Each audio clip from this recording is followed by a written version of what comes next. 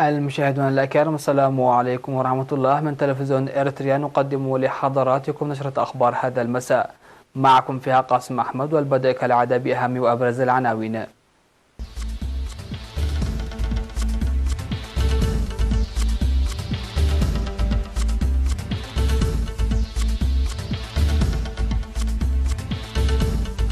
وفد إريتريا على المستوى يسلم رسالة فخامة الرئيس أفورقي إلى نظيره سلفا كير. توجه طلاب الصف ال11 في الإقليم الأوسط إلى ساوا. مراسم دفن نيافة الأنباء بسلامة.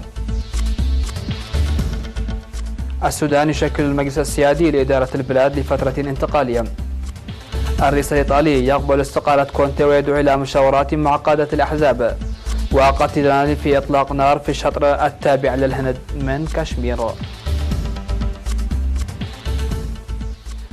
أهلا بكم إلى تفاصيل النشرة. سلم وفد إريتريا على المستوى المقام من معالي وزير الشؤون الخارجية السيد عثمان صالح ومستشار فخامة الرئيس السيد يماني جابراب اليوم 21 من أغسطس رسالة فخامة الرئيس أفورقي إلى نظيره رئيس جمهورية جنوب السودان سلفا كير ميرديت. وتضمنت رسالة فخامة الرئيس أفورقي على تعزيز العلاقات الثنائية والتعاون المشترك والتنسيق والترابط الإقليمي إضافة إلى القضايا ذات الاهتمام المشترك.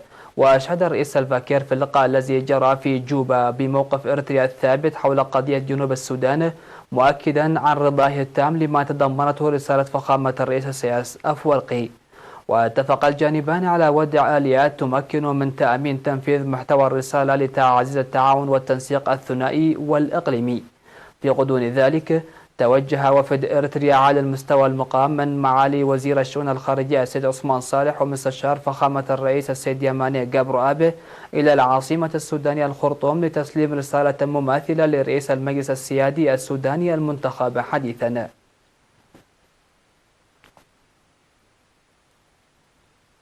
توجه طلاب الصف ال11 من الإقليم الأوسط صباح اليوم 21 من أغسطس الجاري إلى ساوا لإكمال الصف ال12 في مدرسة وارساي كالو وأداء الواجب في الدفعة ال33.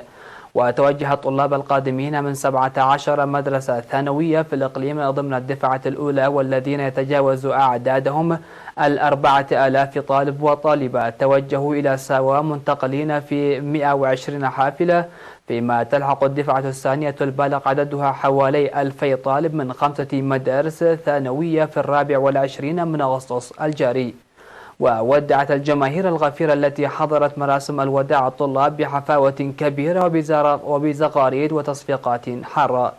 وأوضح مسؤول التعليم في الإقليم الأستاذ بلاي هبت جابر بأن حوالي 6000 طالب من 22 مدرسة ثانوية توجهوا إلى ساوا، حيث بلغت نسبة الطالبات 51% طالبة. وذكر الأستاذ بلاي بأن الإقليم شهد في العام الدراسي 2018 و2019 نجاح أكثر من 50% من الجالسين لامتحان الشهادة الثانوية. وأضاف سيادته بالقول: أكمل الطلاب استعدادهم جيدا مستفيدين من عملية التأخير التي طرأت بمناسبة الاحتفال باليوبيل الفضي لبدء الخدمة الوطنية، مناشدا الطلاب لبذل جهود حثيثة من أجل تحقيق نجاحات باهرة في المجال الأكاديمي وغيره من الواجبات الوطنية مثل الدفاعات السابقة. من جهتهم أكد منتسبو الدفعة ال33 مدركين الهدف الرئيسي للتوجه إلى ساوا أكدوا جاهزيتهم للعمل الجاد من أجل بناء وإعمار وطنهم. وأوضح الآباء بأنهم يشعرون بالاعتزاز وهم يودعون أبنائهم إلى ساوا بهذه الحفاوة، معبرين عن أمنيتهم الكبيرة بأن يتحمل وينفذ منتسبو هذه الدفعة مثل إخوانهم الذين سبقوهم الأمانة. يذكر بأن طلاب الصف ال11 في الإقليم الجنوبي توجهوا إلى ساوا في 17 من أغسطس الجاري بذات الحفاوة، فيما توجه طلاب عن سبا وشمال وجنوب البحر الأحمر والقاشبركة مسبقا. تمت مراسم الدفن عضو الكنيسة الأرثوذكسية الإريترية الرئيس الأساقفة المواعظ بمندفر الإقليم الجنوبي نيافة الأنباء سلامة في 20 من أغسطس الجاري عند 3 عصرا في القديسة مريم بدير سيناء. ونقل جثمان نيافته من مقر البطريرك إلى القديسة مريم رأس الأديرة دبرسيون بأسمرة، وقد أجري صلوات الترحم على روح نيافته. بعد ذلك توجه الموكب المرافق لجسمان نيافته إلى مسقط رأسه، المنطقة التي نشأ وترعرع ودرس فيها حتى تسلم وهو يخدم فيها رتبة البطريرك منطقة دبر سيناء. وقد جرت هناك أيضا صلوات القداس لوراء جسمانه الثرى هذا. وتوفي نيافة الأنبا أبا سلامة في 18 من أغسطس الجاري إثر مرض ألم به عن عمر بلغ 92 عاما. وأوضحت القراءة التاريخية التي ألقيت في مراسم الدفن لحياة نيافته بأنه كان يعرف بكثرة الصلوات وخشية الله بعيدا عن حب الحياة، ويتحلى بالكرم والإخلاص. عبر زوار مهرجان إريتريا لعام 2019 الجاري تحت شعار ثقافة الثبات على الصمود عن إعجابهم لما لامسوه من روعة محتويات الجناح الثقافي ومعرض إنتاج المؤسسات، لكونها تعكس تنوع الثقافة الإريترية والوحدة والوئام التي تندرج تحتها. وذكروا بأن المهرجان يسهم بفعالية لتفتيش الموروثات الثقافية والمخلفات التاريخية وتعريفها للزوار، وأن التطور والتقدم الذي تشهده تلك المحتويات المهرجانية عاما إثر آخر خير دليل على ذلك، داعين لتشجيع استثمار ضخم في هذا الشأن باعتباره يعتبر مسرح للتوريث والتوارث. وقالوا أن المهرجان يعد بوتقة تتفقد من خلالها كافة أرجاء البلاد وشعبها، ويفتح فرصا واسعة لتعريف الأطفال والشباب بمجتمعاتهم وتنوع ثقافتهم وتفتيش التراث وترسيخه على فئة الأطفال والشباب. وينبغي على الأسر اصطحاب أبنائها ومنحها اهتمام أكبر. وسيختتم مهرجان إريتريا لعام 2019 الذي افتتح في 16 من أغسطس يوم غد 22. نظم في 17 من أغسطس الجاري في مديرية حقات مؤتمر حول الوقاية من الأمراض المعدية، شارك فيها ممثلو الصحة الريفية والمدراء ولجان القرى واللجنة الصحية والسكان، فضلا عن مسؤولي فروع الوزارات. وكان الهدف من المؤتمر تعزيز الفهم المتدني فيما يتعلق بالأمراض الوبائية ورفع وعي المواطنين حول حملة الطلاب المقرر تنظيمها في شهر نوفمبر وديسمبر لما دون العام وحتى 30 عاما. وذكر مسؤول المؤسسات الصحية في مديرية حقات الممرض جبر مسكال جبر هيوت لضرورة الاستعداد المسبق تحسبا لطرح أي من التوقعات، داعيا المواطنين لتعزيز وعيهم بخصوص التطعيم المقرر تنظيمه في شهري نوفمبر وديسمبر. وقدم الممرض جبر مسكال توضيحا مفصلا حول تطعيم مرض التهاب السحايا والتطعيم. وعلم في المناسبة عن بلوغ التغطية التطعيمية للأطفال في المديرية 80%، وزيادة أعداد الحوامل اللاتي يضعن حملهن في المؤسسات الصحية 75%، وتحقيق برامج الإصحاح البيئي نتائج عالية. وتوجد في مديرية حقات 5 مؤسسات صحية ومستشفى أهلي. يسير سكان بلدة تخمبيا في طريق بارنتو شلالو أنشطة نفير لصيانة الطريق التي جرفته السيول. وأوضح المشرفون على العمل بأن الطريق الذي ينطلق من بارنتو مارا بتخمبيا ويؤدي إلى منطقة شلالو شهد انقطاعات في موسم الخريف، حيث تجري صيانته بالحجارة والتربة المختارة. وقد تم صيانة 1.5 كيلومتر حتى الآن عبر أنشطة نفير جماهيرية. ودعا سكان الجهات المعنية لمنح اهتمام أكبر للطريق المهم الذي تجري له صيانات مؤقتة عبر السكان.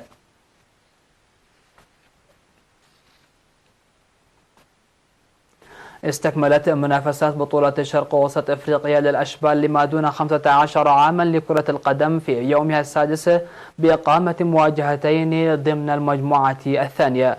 وللمزيد عن هاتين المواجهتين إليكم تقرير الزميل عبد الله محمد علي. استكملت منافسات بطولة شرق وسط أفريقيا للأشبال لما دون 15 عاما لكرة القدم في يومها السادس بإقامة مواجهتين ضمن المجموعة الثانية. وتقابل في المواجهة الأولى منتخبي تنزانيا وجنوب السودان، إذ كان الطرفان يطاردان الانتصار الأول لهما في البطولة. ودانت الغلبة منذ البداية لكفة منتخب تنزانيا الذي بكر في التهديف عبر كمبابي غوما بعد انقضاء 26 دقيقة، وفتح هذا الهدف شهية الفريق التنزاني الذي أضاف الهدف الثاني عقب ذلك ب8 دقائق بواسطة كاتولي رابين. قبل أن يكمل فاندوم غابي الثلاثي الذي انتهى على وقع الشوط الأول.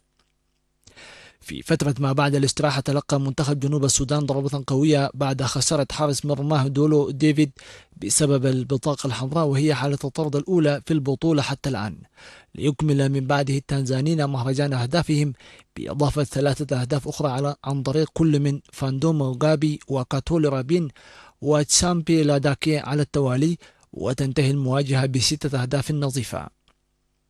في ثاني لقاءات هذا اليوم وضع منتخب إثيوبيا نصب عيونه هدف تصحيح المسار وتحقيق الانتصار، لكنه اصطدم بمنتخب رواندي منظم في خطوطه الثلاثة ومتفوق على المستويين البدني والفني، الأمر الذي مكنه من إنهاء المواجهة ب3 أهداف نظيفة.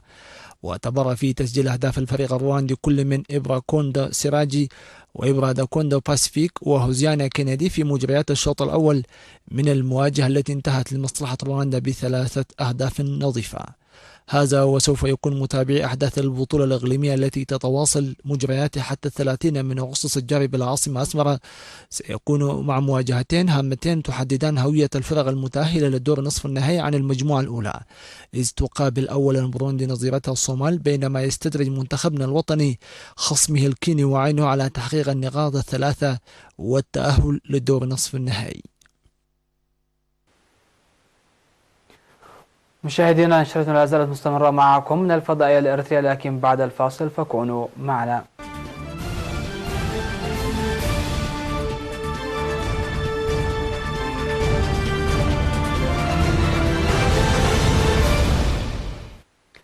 أهلا بكم والأنباء العالمية.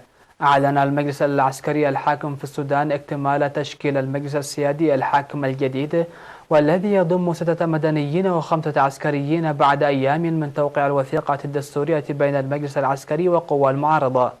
وأصدر المجلس العسكري الانتقالي في السودان مرسوما دستوريا بتشكيل المجلس السيادي في البلاد برئاسة الفريق أو الركن عبد الفتاح البرهان.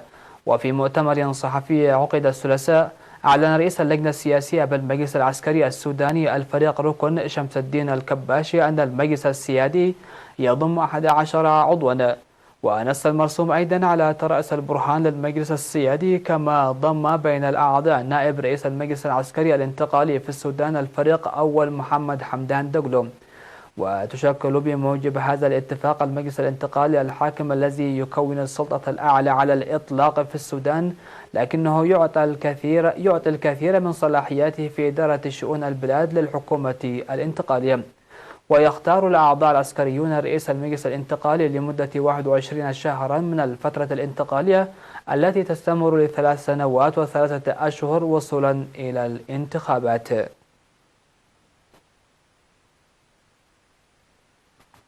قبل الرئيس الإيطالي سيرجيو ماناريلا استقالة رئيس الحكومة جوزيبي كونتي، مؤكدا أنه سيبدأ التواصل مع الكتل البرلمانية لبحث إمكانية تشكيل ائتلاف جديد. وطلب الرئيس الإيطالي من كونتي المنتهي ولايته تصريف أعمال الحكومة حتى الانتهاء من المشاورات المقبلة. وأعلن كونتي في وقت سابق أنه سيستقيل منهما زعيم حزب الرابطة ماتيو سالفيني بالمسؤولية بعد أن تسبب في انهيار الائتلاف الحكومي في 8 أغسطس.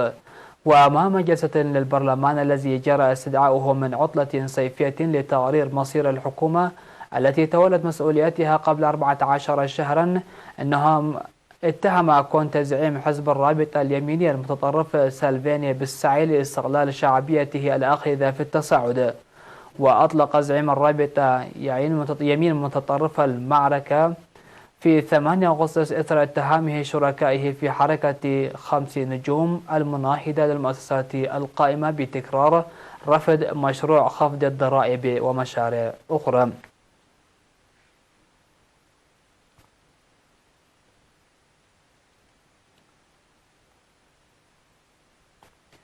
أعلنت الشرطة عن مقتل إرهابي وشرطي في الشطر التابع للهند من كشمير في إطلاق نار بين ناشطين وقوات الأمن. تبادل إطلاق النار الذي حدث في منطقة بارامولا في شمال كشمير هو الأول الذي تعلن عنه السلطات الهندية منذ إلغائها الحكم الذاتي الخاص بالشطر الذي تسيطر عليه من كشمير.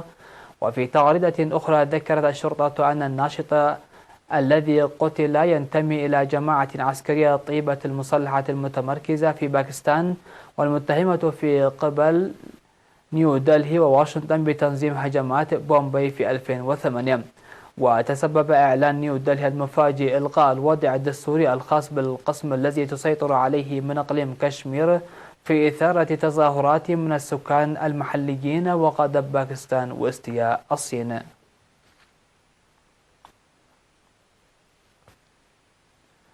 يستعطب مؤتمر الروبوت العالمي لعام 2019 في بكين الذي يستمر من 20 إلى 25 أغسطس أحدث الروبوتات الرائعة ذات القدرات العالية. ويضم المؤتمر الذي قد يجذب نحو 200 ضيف من 22 دولة سلسلة من مناطق المعارض الخاصة بالتقنيات والمنتجات الآلية الجديدة، بما في ذلك الخدمات اللوجستية الطبية الذكية، بالإضافة إلى 4 مسابقات مع 4500 مشارك احترافي.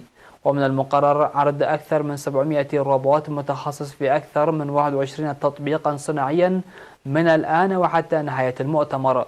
وسيعرض سمارت بيرد الذي ابتكرته شركة فيستو الألمانية التي استوحت التصميم من طيور النوريس. وصممت طائرة الدرون بأفضل ديناميكيا هوائية، حيث يمكنها الإقلاع والطيران والهبوط بقوتها الخاصة.